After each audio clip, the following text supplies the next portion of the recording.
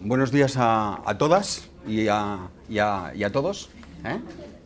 Yo estoy acostumbrado a decir a todas porque siempre digo que la medicina integrativa es básicamente tiene o debe tener todas las cualidades de lo femenino y yo soy un hombre envidiado en general porque estoy rodeado de mujeres inteligentes, ¿no? que trabajan conmigo y yo con ellas. Entonces, el predominio en estos momentos era lógico por el título, ¿no? Sean bienvenidas.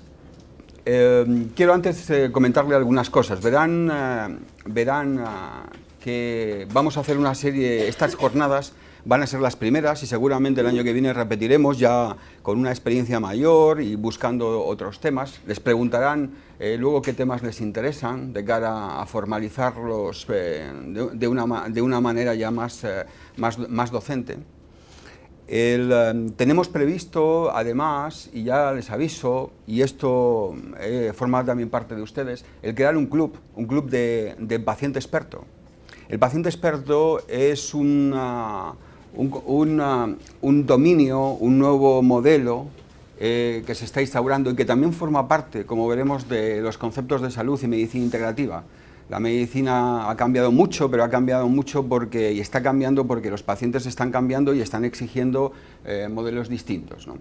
Entonces, por supuesto, les vamos a invitar a que participen en este club, en donde su entrada va a conllevar una serie de beneficios, de información, de talleres, de interrelaciones de unos con otros y que buscan sobre todo promoción y prevención de la salud. Es muchísimo mejor siempre prevenir que esperar a que la enfermedad se establezca y luego actuar.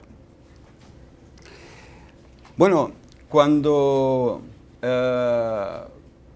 me propusieron que qué título daba yo en esta charla, luego verán que mis compañeros, que son de una competencia extrema, yo trabajo con ellos y me lo demuestran día a día y me enseñan mucho, pues van a hacer aspectos puntuales y van a comprobar que van a hablar de determinados aspectos más cercanos quizá al conocimiento de la gente. Yo me ofrecí a hablar sobre algo que me gusta, que me apasiona, que es el modelo conceptual de la medicina integrativa. Claro, cuando uno habla de conceptos de filosofía de la ciencia, de medicina, de conceptos de base, de por qué hacemos esto, el qué, el para qué, el por qué, no hay mucha gente que eso no le interesa la técnica o un aspecto concreto. Pero si uno no tiene claro el por qué hace las cosas, el para qué hace las cosas, por qué se han producido las cosas, a dónde vamos, es como aquel que sale a viajar y realmente no sabe a dónde va, ¿no? Y puede estar moviéndose mucho y simplemente no permuta más allá del punto de salida, ¿no? Entonces esto es una de las áreas de mi interés. Voy a recortar un poco mi presentación por la entrada y por lo tanto creo que iré mucho más al grano. Fíjense, los norteamericanos, que lo estudian todo, y eso está muy bien, llegan a la conclusión de que el 75% de las mujeres en los Estados Unidos utilizan alguna técnica de medicina integrativa. Y lo hacen básicamente en dos grandes áreas. Uno es en los cambios nutricionales y el otro son en las técnicas llamadas mente-cuerpo. Técnicas mente-cuerpo que son muy variables. Ahí han metido un cajón desastre. Sencillamente van desde la oración colectiva, ¿no? Algo que en España se producía antiguamente, que era rezar el rosario, ¿no? Otros, en cambio, ahora trasladan lo de otras técnicas orientales que parecen más guay, más modernas, ¿no? Los sonidos, toda una serie de ámbitos que son muchas veces lejanos a nuestra cultura, pero fíjense que antes existía el patio de vecinos y ahora la gente va al psiquiatra, ¿no? Entonces, estos son elementos culturales que se han ido transformando, ¿no? Entonces, por una parte, está técnicas muy básicas, muy sencillas, muy culturales. Luego hay técnicas mucho más complejas. Es un cajón desastre. ¿Pero qué ocurre? Ocurre que casi todas ellas, y sigo hablando en femenino, recurren a no un conocimiento experto, no a un asesoramiento experto, sino recurren ¿a quién? A unas amigas, a un familiar, recurren a internet, recurren a una revista que han leído. De tal manera que eso, claro, cuando uno avanza en determinadas técnicas de la medicina integrativa, lo que es beneficioso puede ser perjudicial. ¿Por qué hacen esto? ¿Por qué no recurren a un elemento experto? No recurren a un elemento experto porque la medicina ha ninguneado claramente a la mujer a lo largo de su historia. Esta es una de las primeras verdades que ustedes tienen que conocer. Y digo verdades porque les voy a presentar rápidamente algunos ejemplos y es así, ¿no? Puede parecer sorprendente. ¿Cómo que nos han ninguneado? Pues sí, les han ninguneado, ¿no? Históricamente. Les han ninguneado no solamente en la sustracción del conocimiento. Las mujeres acceden hasta hace muy poco a la ciencia de la salud. Estoy hablando tanto de enfermería, como de fisioterapia, como de nutrición, como desde luego de medicina, en un tiempo histórico reciente. Ahora, afortunadamente, por ejemplo, en las carreras de medicina el predominio es fundamentalmente femenino. Y en cambio, fíjense que en enfermería se ha producido un equilibrio. Antes era fundamentalmente una profesión femenina y ahora hay tantos chicos, más o menos, como chicas, ¿no? Y eso, lógicamente, es el reflejo de un tiempo, de un cambio, ¿no? De un cambio. A ustedes les han ninguneado, ¿no? ¿Por qué? Porque el modelo médico ha sido el que ha sido. Voy a ver si soy capaz de hacerlo bien. Sí. Esto es una famosa pintura que todo el mundo conoce, ¿verdad? Es Rembrandt, ¿no? Lección de anatomía. Lección de anatomía. Bueno, en esa lección de anatomía ven ustedes claramente cómo se está produciendo una disección de la zona del antebrazo, cómo están el escenario, todos rodeados, ¿verdad? Vestidos en aquel momento de lo que era la forma de vestirse de los médicos, y ahí hay un cadáver, que además es un varón. Entonces, ahí no hay ni una mujer, ¿verdad? Luego haré un guiño muy rápido, que me permito, para que nos divertamos un poco, de una recreación de esta hora, ¿no? A ver si me da tiempo, con un juego. Esto es un ejemplo, ¿no? Un ejemplo de una visión cultural de una realidad. Porque, claro, Aristóteles llegó a definir a la mujer como un hombre mutilado. Para la gran cultura helénica, esta que nos ha construido Europa, que ha dado tantos beneficios, la democracia, era una democracia de élites, de varones ricos, que además tenían esclavos, que dejaban tiempo para pensar, para crear, para meditar, ¿no? Mientras los demás trabajaban. La mujer, además, no era el canon de belleza era el efebo, el varón joven. Y por lo tanto, todo eso tiene sus matices. La creencia ha persistido, ¿no? Ha persistido. Son siglos de exclusión femenina en el enfoque de las enfermedades. Las mujeres, en cierto modo, han pasado por alto en relación a todo un conjunto de patologías. ¿Por qué? Porque no la han considerado el otro ser humano, que tenía elementos comunes, pero que también tiene grandes diferencias. Y siempre se le consideró un inferior. Bueno, Darwin dijo aquello, y está muy bien, de que la mujer era el ser humano evolucionado. En su momento, pocos lo confirmaron, ¿eh?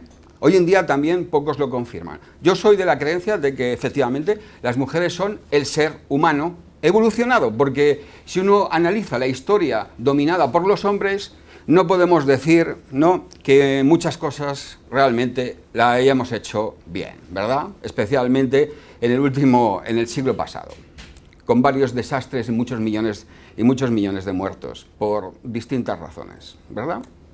Claro, todo esto ya lo estamos viendo, ¿no?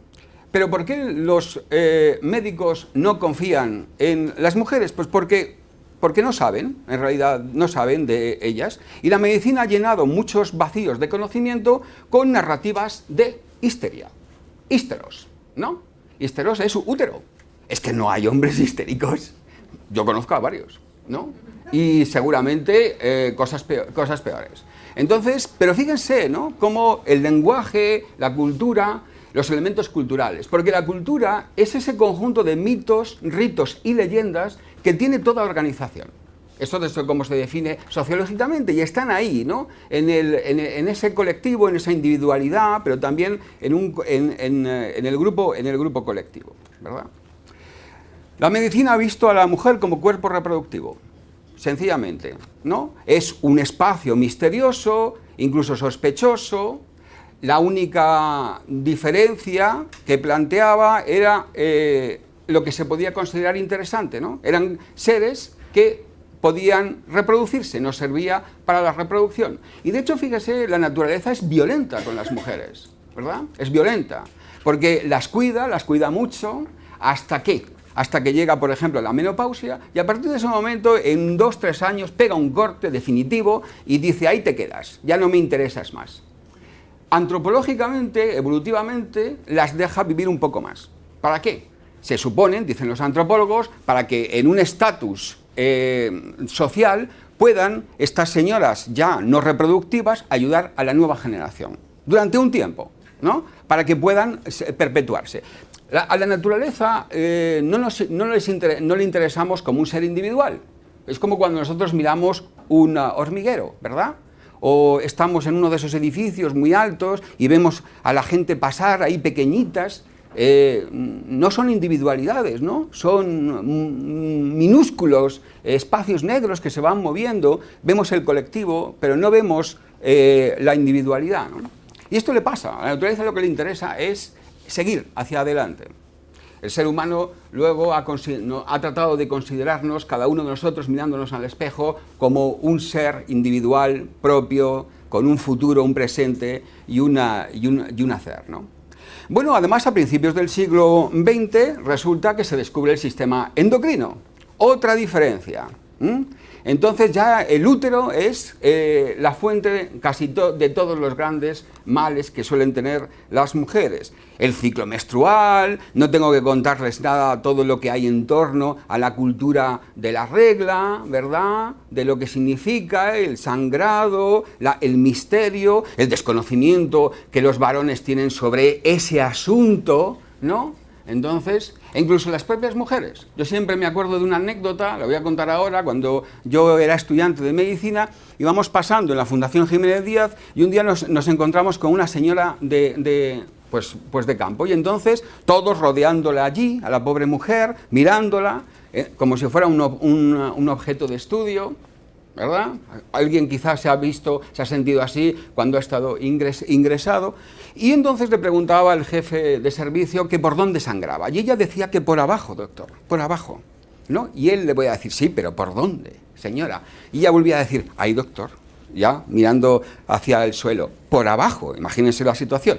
Y entonces el otro se empezaba a enfadar, le decía, pero señora, es que hay 3 agujeros abajo. Y entonces ella levanta la cabeza con los ojos abiertos y le dice, ¿tantos? ¿No? Claro, imagínense lo que supuso los 2 o 3 meses siguientes para nosotros, jóvenes estúpidos e ignorantes. Cada vez que se ocurría algo decíamos, ¿tantos? ¿No? Y nos volvíamos a reír. Pero eso es la realidad también de un cercenamiento de la educación sexual, y no solamente de la educación anatómica, ¿no? Hay mucho más detrás de todo lo que podíamos aquí. Siempre recomiendo libros. Les recomiendo este libro, lo pueden tener en internet, ¿no? De Gabriel Jackson. Gabriel Jackson, entre otras cosas, señala, por ejemplo, algunas cosas. Señala el sesgo masculino que ha tenido, no solamente en medicina, sino en otras disciplinas, ¿no? Por ejemplo, en neurociencias. Saben que casi todos los estudios se hacen normalmente, hasta hace muy poco, cuando se hacen incluso sobre animales, se hacen con animales machos, no con la variedad de la hembra. Hasta hace muy poco, hasta que el Instituto Nacional de la Salud ya decidió que no podía admitirse tanto sesgo, ¿no? Entonces, otro libro es este, ¿no? de Maya Dusenberry. Ella le saco una nota, un ejemplo de cómo en 1985 el Grupo de Trabajo de los Servicios de Salud Pública en Estados Unidos advierte que la falta histórica de investigación centrada en las preocupaciones de la salud de las mujeres ha comprometido la calidad de la información disponible. De tal manera que ella pone un ejemplo de cómo se hace un estudio es destinado a conocer un medicamento, el efecto sobre la mujer, y lo que ocurre es que se reclutan 8.341 personas y todos son hombres. Era el estudio sobre la mujer, ¿no?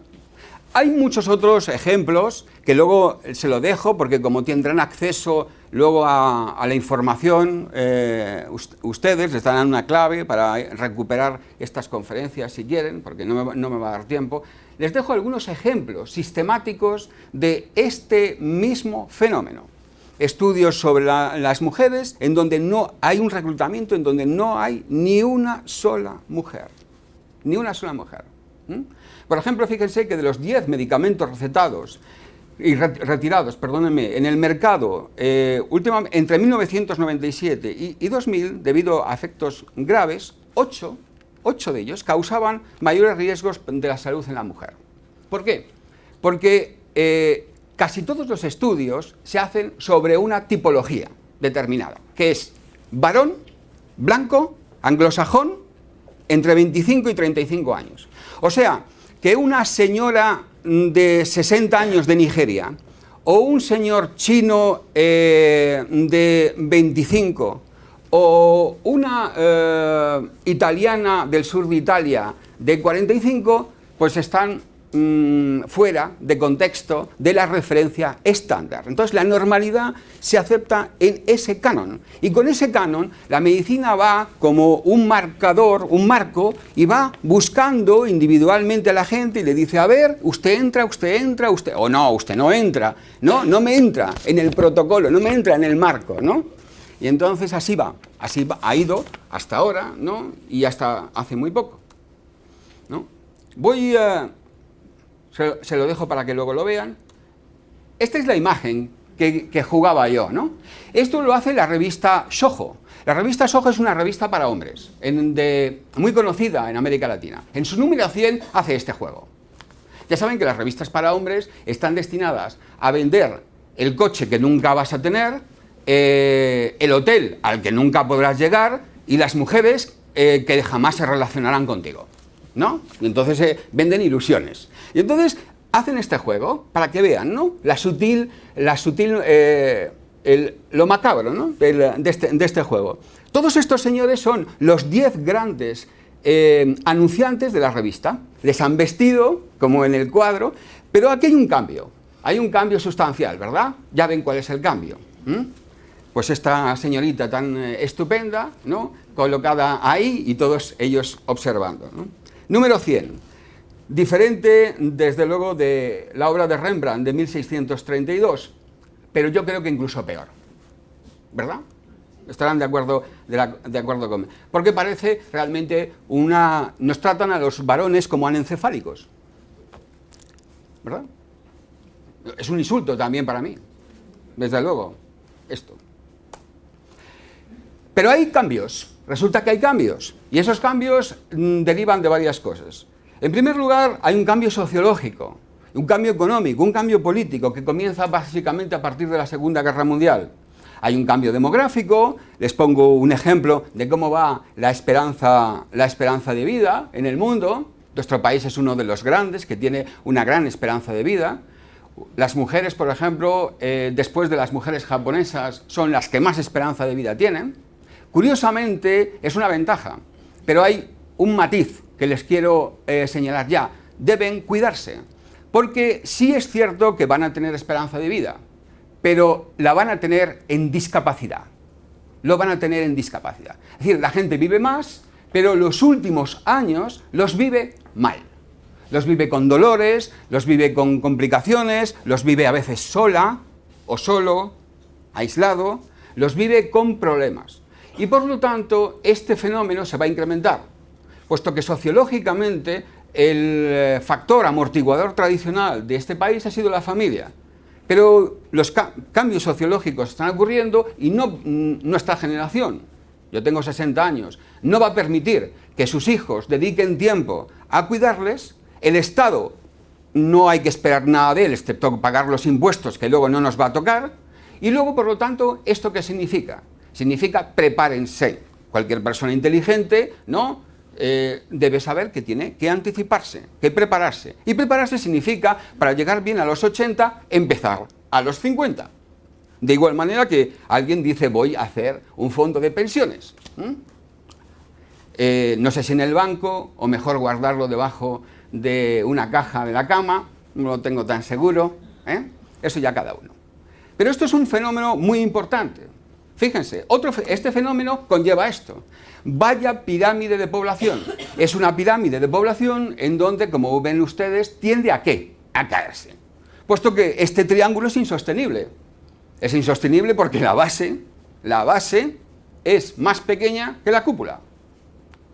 Menos mal que la inteligencia artificial va a venir, los robots van a empezar a sustituirnos en el trabajo, todos vamos a ser muy felices porque nos van a mandar el dinero a casa y podemos dedicarnos a la pintura, a la poesía o al amor. Dicen. ¿Y qué es medicina integrativa?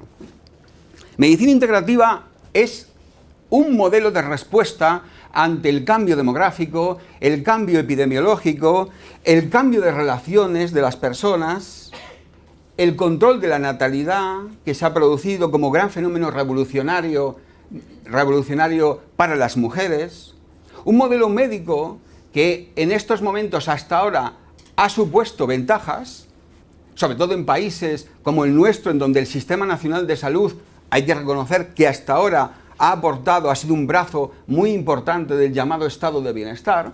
Saben que el estado de bienestar surge después de la Segunda Guerra Mundial, cuando básicamente socialdemócratas y demócratas cristianos deciden no podemos soportar una tercera guerra mundial porque es que en la última hubo 60 millones de muertos y fíjense en la primera, ¿no? Entonces se ponen de acuerdo. Vamos a ponernos de acuerdo en algo, ustedes y nosotros. Y uno de los brazos esenciales es este, ¿no? Vamos a dar una cierta cobertura sanitaria, más en algunos países, menos en otros. En Estados Unidos las cosas son completamente distintas. Allí la gente se las tiene que ventilar por su cuenta, ¿no? Porque no confían en el Estado.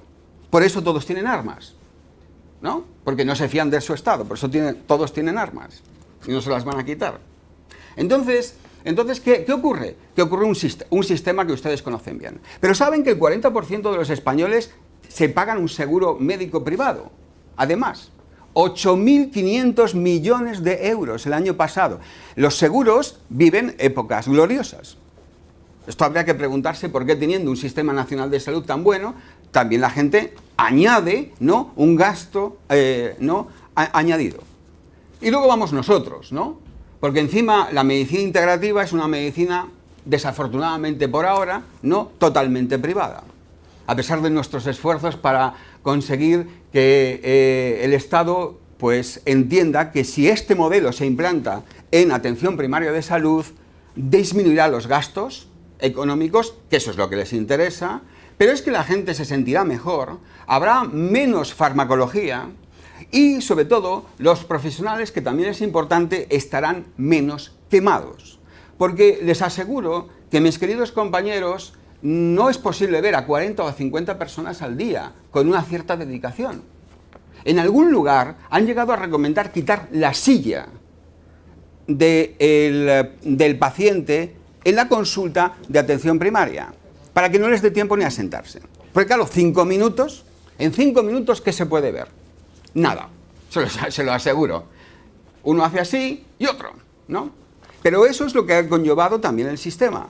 Y el sistema ha sido fantástico hasta ahora porque ha resuelto enfermedades agudas. Pero ahora el problema son las enfermedades crónicas.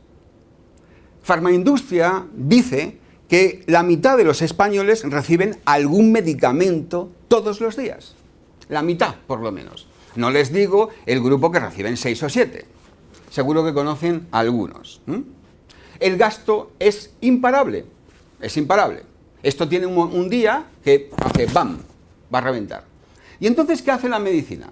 La medicina se mueve porque los pacientes se mueven. Básicamente en la década de los 90 en los Estados Unidos.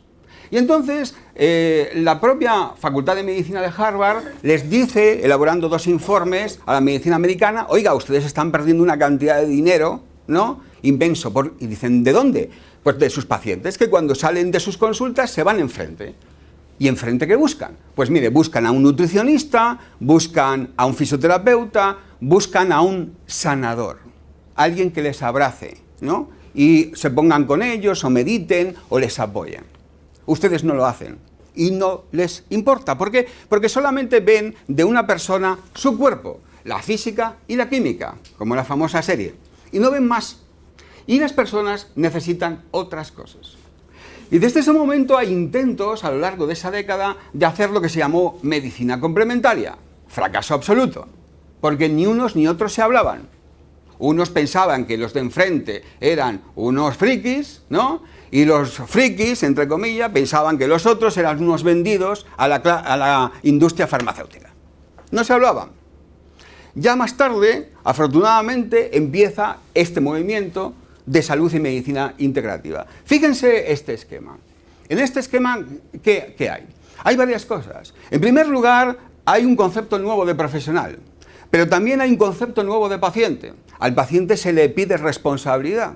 No basta, yo llego allí, me da usted las pastillas, yo sigo haciendo lo que me da la gana. No, este no es el paciente de la salud y de la medicina integrativa. Es un paciente que es responsable, es proactivo, es resiliente, y resiliente no significa que aguanta todo lo que le echen, obtiene información, le gusta, y nosotros, como profesionales, nos gusta que esté informado. Y así podemos ayudarnos unos a otros. Porque claro, estamos hablando básicamente de enfermedades crónicas. Cuando los pacientes vienen a nuestras consultas, yo siempre les pregunto, ¿por qué viene usted a una clínica de medicina integrativa? Ah, bueno, vengo, y dice la gente, porque estoy harto de tener tantos medicamentos, porque estoy harto de ver a tantos especialistas que no se hablan entre ellos y me marean, ¿no? Porque no dan con lo que tengo, ¿no? Y simplemente me mandan medicamentos. O bien, como el otro día me dijo un paciente al salir, me dijo, usted es un médico un poco raro. Y le dije, ¿un poco raro? ¿No? Yo no me siento nada raro, pero digamos, hago medicina integrativa desde hace 12 años, pero creo que soy bastante estricto, ¿no? Tengo un ecógrafo en mi consulta, ¿no? Más clásico no puedo ser. Y le digo, ¿por qué? Dice, pues porque me ha dejado usted hablar. Sí, ¿no? Le dejamos hablar. Y eso es importante. La primera consulta dura 1 hora y media. Porque nos interesa todo, nos cuentan todo. Y escuchar ya es hablar es terapéutico. Y escuchar para nosotros es una fuente de información. Se habrán dado cuenta de que muy muchas veces, cuando uno va al médico, claro, con 5 minutos, te cortan rápido, ¿no? Pero, no, venga, ya está, receta, adiós, prueba, un tac, ¿no? Rápido, un tac. Yo me acuerdo cuando antes los neurólogos fantásticos eran capaces de explorar sin necesidad de TAC, no había TAC ni resonancia magnética, y te decían, lesión supratentorial tal. Ahora entras y TAC. Dentro de poco un neurólogo será una máquina que llegará y te dirá a la máquina, hágase un escáner, un TAC. El TAC vendrá, me lo mirará el sistema y te dirá, tiene usted talto, a operarse. No le falta un neurólogo, ¿no? Porque la máquina decidirá. Entonces, fíjense, este esquema, que no es mío, lo diseñó Gustav Dobos y se lo copié, por eso le pongo esto, en un congreso en Berlín de medicina integrativa. Pero es que, además, decimos que somos nuevos, pero en realidad recuperamos lo tradicional, recuperamos esto de la medicina hipocrática. Y esto sí que es nuestro. Fíjense las líneas de fuerza. Esto es un ser humano. Hay más cosas de un ser humano, ¿eh? Cada vez le añadimos más, ¿verdad? Estamos aquí, hasta ahora la medicina, en lo corporal, en la parte biológica, pero luego está todo lo psíquico, la percepción de lo que pasa, cómo lo cuenta, las sensaciones, las frustraciones, las relaciones, el pasado, los afectos, lo que quiere, la parte emocional. Y fíjense las líneas de fuerza cómo trabajan, cómo trabajan de duro. Ahí está. El poder curativo del organismo, la medicina de la persona en su totalidad y la salud y la enfermedad dependen en gran forma de los estilos de vida, de la educación, del conocimiento, de saber, ¿no? Y esto es el paciente que tiene que tener sus atributos, pero también su responsabilidad. Su responsabilidad. Y eso es una de las partes más duras de la medicina integrativa. Hay mucha gente que no quiere cambiar, se lo aseguro. mucha gente no quiere cambiar, porque cambiar significa un trabajo, un trabajo.